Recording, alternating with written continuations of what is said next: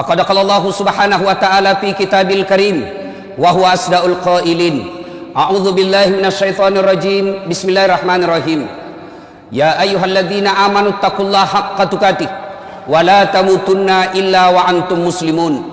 Wahai orang-orang yang beriman, bertakwalah kalian kepada Allah dengan sebenar-benarnya takwa, dan janganlah kalian mati kecuali dalam keadaan beragama Islam. Wa qala idzan bismillahirrahmanirrahim. Ya ayyuhalladzina amanu dukhulu fis-silmi kaffatan wa la tattabi'u khutuwatis syaitan innahu lakum aduwwum mubin. Wahai orang-orang yang beriman, masuklah kalian ke dalam Islam secara benar, dan janganlah kalian ikuti langkah-langkah setan, karena sesungguhnya setan itu musuh yang nyata bagi kalian. Wa qala idzan bismillahirrahmanirrahim.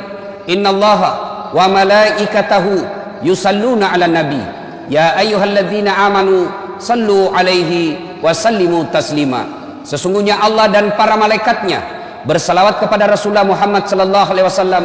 Maka wahai orang-orang yang beriman, bersalawatlah kalian kepada Rasulullah dengan sebaik-baik salawat. Sadaqallahul azim. Maha benar Allah dengan segala firman-Nya. Ma'asyiral muslimin, sidang jamaah salat Jumat yang insya Allah dimuliakan dan dirahmati oleh Allah Subhanahu wa taala. Dalam kitab dijelaskan, di padang mahsyar kelak, ketika seluruh manusia dikumpulkan dari Adam sampai kiamat. Bayangkan, sejak Adam sampai kiamat, berapa triliun manusia berkumpul di satu tempat. Dan pada saat itu hampir seluruh manusia gelisah. Kenapa mereka gelisah? Karena mereka ingin status hukumnya masuk surga atau neraka, sementara pengadilan belum juga dimulai. Samalah kalau kita dinyatakan tersangka sama polisi, kan kita mau cepat diadili. Adili saya. Kalau saya salah, berapa tahun vonisnya? Kalau tidak salah, adili lalu lepaskan dari sangkaan itu. Demikian juga di padang mahsyar. Hampir seluruh manusia gelisah. Saya ini masuk surga atau masuk neraka? Sementara pengadilan belum juga dimulai.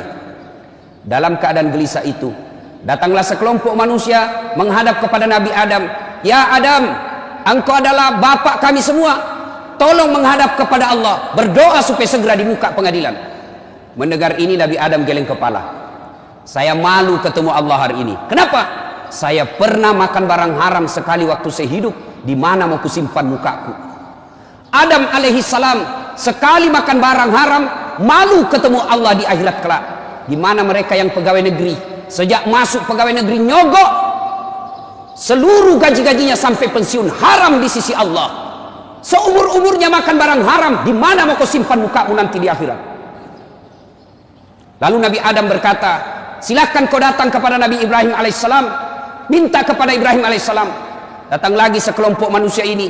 Ya Ibrahim, engkau adalah kakek para nabi, tolong menghadap kepada Allah, berdoa supaya segera dibuka pengadilan. Mendengar ini Nabi Ibrahim pun geleng kepala. Mas susah, masih ritoka iya. Saya juga malu ketemu Allah hari ini. Kenapa? Saya pernah bohong sekali waktu saya hidup. Di mana mau kusimpan mukaku hari ini? Ibrahim alaihissalam sekali bohong, malu ketemu Allah di akhirat kelak. Di mana anggota DPR yang tidak hari tanpa bohong?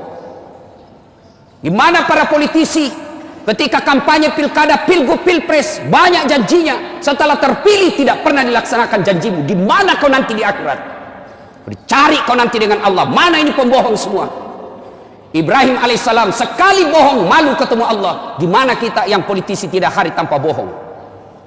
Lalu Ibrahim alaihissalam berkata, coba kau datang kepada Nabi Nuh alaihissalam, minta berdoa. Datang lagi sekelompok manusia ini menghadap kepada Nabi Nuh. Ya Nuh, engkau adalah Nabi dan Rasul, tolong menghadap kepada Allah, berdoa supaya segera dibuka pengadilan. Nabi Nuh pun berkata, susah juga, saya malu ketemu Allah hari ini. Kenapa? Saya pernah diutus menjadi Nabi. La ilaha illallah, tiada Tuhan selain Allah, jangan sembah kecuali Allah. Anakku lawan saya. Saya malu ketemu Allah. Saya diutus menjadi Nabi, justru anakku melawan saya. Nuh alaihissalam, satu anaknya membangkang, malu ketemu Allah di akhirat kelak. Gimana kita yang 3 anak, tidak ada yang tahu sholat, satu pengedar, satu pengisap, satu kawin lari di bawah bandar. Nuh alaihissalam, satu saja anaknya, malu dan takut ketemu Allah. Gimana bapak-bapak? 4 anaknya tidak ada yang bangun sholat subuh. Demi Allah, yang bisa menyelamatkan kita nanti di akhirat, ketika kita sudah dikubur, bukan rumah mewah, bukan rumah dinas, bukan mobil mewah, bukan tabungan, tapi apa? Anak yang soleh dan soleha yang mendoakan kita. Suatu ketika Nabi Allah Muhammad SAW menuju ke satu tempat. Dalam perjalanan ke tempat itu, Nabi Allah Muhammad SAW beserta sahabat lalu berkata, Nabi, cepat-cepatkan langkahmu. Kenapa? Nabi melewati pemakaman. Nabi bersabda, peri-peri kok. Sahabat langkahkan kaki dengan cepat. Selesai di tujuan, Nabi sampai balik lagi dengan rute yang sama melewati kuburan. Sahabat ingin mempercepat langkahnya karena tadi disuruh cepat. Sahabat mempercepat langkahnya. Nabi berkata, tidak usah cepat-cepat, santai saja. Sahabat bertanya, ya Rasulullah, tadi waktu pergi kami disuruh cepat, sekarang tidak, ada apa? Nabi menjelaskan, andai saja kau diberi pendengaran seperti telingaku, kau dengar ini orang tadi disiksa, diazab di kuburnya, disiksa di kuburnya, saya tidak betah, kasihan saya tidak betah mendengar dia disiksa lama-lama, maka saya percepat supaya saya tidak dengar. Waktu pulang tidak lagi. Kenapa? Saya dengar berita dari Jibril, Allah perintahkan malaikat penyiksa kubur, hentikan siksaanmu. Kenapa? Tidak mungkin bapaknya kusiksa di kuburnya sementara anaknya lagi mengaji sekarang membaca Bismillahirrahmanirrahim. Baru anaknya membaca basmalah, orang tuanya sudah lepas dari azab kubur. Itu anak yang soleh. Kalau anak yang suka mabuk, anak pezina, anggota DPR tapi nipu, jadi politisi tapi koruptor, bapaknya nanti juga disiksa di kubur. Nabi Nuh lalu berkata, tolong kau datang kepada Muhammad, Nabi penghulu segala nabi. Datanglah sekelompok manusia ini menghadap kepada Nabi Muhammad, ya Muhammad, engkau Nabi dan Rasul, tolong menghadap kepada Allah, berdoa supaya segera dibuka pengadilan. Kalau Nabi sebelumnya angkat tangan dan malu ketemu Allah, Nabi Muhammad berkata, kalau bahasa kita, tenang sampean, duduk mako, sudah mana no, duduk kok, saya menghadap kepada Allah. Hari ini Allah dengarkan doaku. Di sini berlaku salah satu mukjizat saya. Selain waktu saya hidup punya mukjizat Al-Quran, jari-jari tangan saya keluar air, kemana saya jalan dilindungi oleh awan. Hari ini berlaku mukjizatku di akhirat satunya. Apa? Allah dengarkan doaku hari ini. Syafaat saya berlaku hari ini, di mana seluruh manusia tidak didengar doanya, malaikat pun tidak didengar pemohonannya hari ini. Hanya saya yang didengar Allah. Duduk sampean. Nabi lalu menghadap kepada Allah. Ya Allah, kami sadar banyak dosa dan kesalahan, kami sadar banyak maksiat, tapi kami sudah sadar juga Engkau Maha Pengasih dan Maha Penyayang. Ya Allah, tolong ampuni dosa dan kesalahan kami ya Allah. Lalu mulai buka pengadilan. Mendengar ini, dari aras Allah kedengaran suara, ya Muhammad, aku kabulkan doamu hari ini, kau bangkit dari sujudmu. Lalu Allah perintahkan malaikat, siapkan segala keperluan, pengadilan mulai hari ini kita siapkan. Pengadilan mulai diproses. Mulailah kita diadili satu demi satu berkat doanya Nabi dan syafaatnya Nabi. Ketika Nabi ceritakan masalah ini, sahabat bertanya, ya Rasulullah, apakah semua umat Islam mendapat syafaatmu? Syafaat itu kalau di kantor wali kota, rekomendasi, kata belece, nota. Sahabat bertanya, semua dapat syafaatmu ya Rasul? Tidak. Kalau kau mau mendapat syafaatku, ada dua syaratnya. Apa syaratnya? Kata Nabi, satu, aqimis salat, tetongangi sampajangnya, dirikan solat. Ini yang paling penting Pak. Ayo, Bapak mau mendapat syafaat, periksa dirinya. Solatnya bagaimana? Mari geledah diri kita. Saya mengamati dari 5 rukun Islam, solat ini yang paling banyak dilalaikan orang Islam. Puasa Pak, biar tukang judi ikut puasa Ramadan, pemabuk ikut juga puasa Ramadan, zakat dia bayar zakatnya. Bahkan kadang-kala dia pergi haji, tapi solatnya yang dianggap remeh. Demi Allah, Bapak tidak haji, tetap dianggap Islam. Bapak tidak puasa Ramadan, tetap dianggap Islam. Tidak bayar zakat, tetap dianggap Islam. Tapi ketika tidak mendirikan solat, demi Allah, kafir di hadapan Allah. Kafir. Buka Al-Quran, surah Al-Anfal, Al-Fat ayat 29, Allah jelaskan, Muhammad Rasulullah walladzina ma'ahu asidda walal kuffar ruhama'u bainahum tarahum rukka'an sujjada. Tanda umat Muhammad itu, kalau dia mengaku Islam, rukka'an sujjada, kamu lihat mereka ruku dan sujud solat 5 waktu. Bapak tidak puasa 5 tahun berturut-turut, tidak puasa, taubat hari ini, besok dia bayar puasanya yang lepas Tidak ada lagi kalanya. Tidak bayar zakat 5 tahun berturut-turut, taubat hari ini, besok dia bayar semua zakatnya, selesai utang zakatnya. Tidak haji padahal sudah mampu, tahun depan dia daftar, tahun depannya dia berangkat haji, selesai utangnya soal haji. Tapi kalau bapak tidak sholat subuh tadi, bagaimana cara bayarnya? Coba jelaskan. Yang tidak sholat subuh tadi bagaimana cara bayarnya? Tidak ada, tinggal nunggu siksaannya. Begitu bapak tidak sholat subuh, besok bagaimana caranya? Dia bilang anak muda, besok Ustaz saya sholat subuh. Ya besok untuk besok. Saya sholat 2 kali, lebih salah lagi. Tidak ada pak. Begitu pentingnya ini sholat, sehingga Nabi menjelaskan, andai saja sholat ada dalam dirimu, maka sholat itu seperti fungsi pentingnya kepala. Coba lihat fungsi pentingnya kepala dalam diri kita. Ada orang perang, kena kedua kakinya, tangannya amputasi, potong 2 tangannya, potong 2 kakinya, masih bisa hidup. Ada orang tidak ada pendengarannya, masih bisa hidup. Tidak ada 2 matanya, buta sama sekali, masih bisa hidup. Tapi pernahkah kita melihat ada orang lewat di sini tidak ada kepalanya? Itulah orang Islam yang tidak sholat, ibarat manusia tidak punya kepala.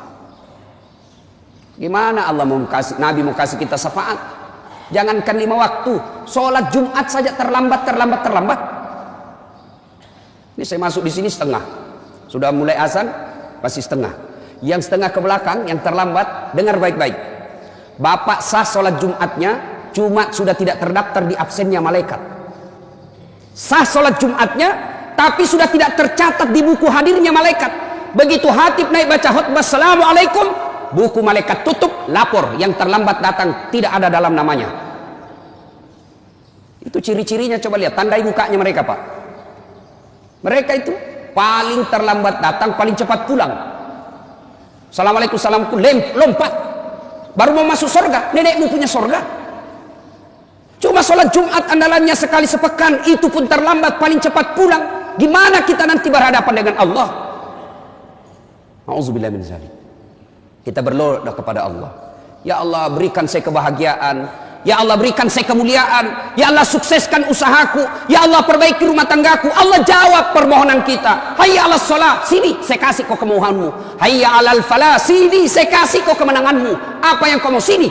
Hayya 'alal falah artinya mari saya kasih kau kemenangan. Tapi apa jawaban kita? Tunggu, lagi meeting. Hebatnya tahu, Tuhannya suruh menunggu. Wali kota saja kalau panggil ajudan langsung lari ajudannya pak. Ajudan lari langsung pak, siapa? Biar lagi tidur langsung bangun. Lalu kenapa ketika Allah yang memanggil kita, hayya 'alas shalah, jawaban kita, tunggu, lagi ada pembeli. Gimana Allah mau memperbaiki hidup kita? Sholat aja kita anggap remeh. Yang kedua, syarat mendapat syafaat menurut Rasulullah sallallahu alaihi wasallam, perbanyaklah menyebut namaku. Apa realitasnya? Apa pelaksanaannya menyebut nama Nabi? Salawat kepada Rasulullah Muhammad sallallahu alaihi wasallam. Kadang saya ditanya, Ustaz, kenapa doaku tidak dijabah Allah?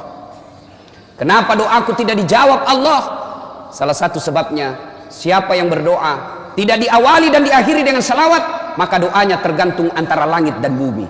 Bapak passwordnya berdoa, kalau mau berdoa Allahumma salli ala Sayyidina Muhammad wa ali Sayyidina Muhammad, baru terbuka pintu aras doa. Ketika tidak bersalawat, tidak akan sampai doa kita. Coba perhatikan, ketika Allah merintahkan kita puasa, Allah tidak ikut menunaikan ibadah puasa. Ketika Allah perintahkan kita haji, Allah tidak ikut menunaikan ibadah haji. Ketika Allah perintahkan kita bayar zakat, Allah pun tidak ikut menunaikan ibadah zakat. Tapi ketika Allah merintahkan kita solawat, dengar baik-baik firman Allah, innallaha wa malaikatahu yusalluna ala nabi. Sesungguhnya Allah dan para malaikatnya bersalawat kepada Rasulullah Muhammad sallallahu alaihi wasallam. Maka wahai orang-orang yang beriman, yusalluna ala nabi, ya ayyuhalladzina amanu sallu alaihi wa sallimu taslima. Bersalawatlah dengan garis bawahi catatannya dengan sebaik-baik salawat. Kadangkala kita salawat tidak ikhlas, kadangkala kita salawat penyebutannya tidak bagus. Muhammad SAW, apa artinya? Perbaiki salawat karena itu bagian kecintaan kepada Nabi.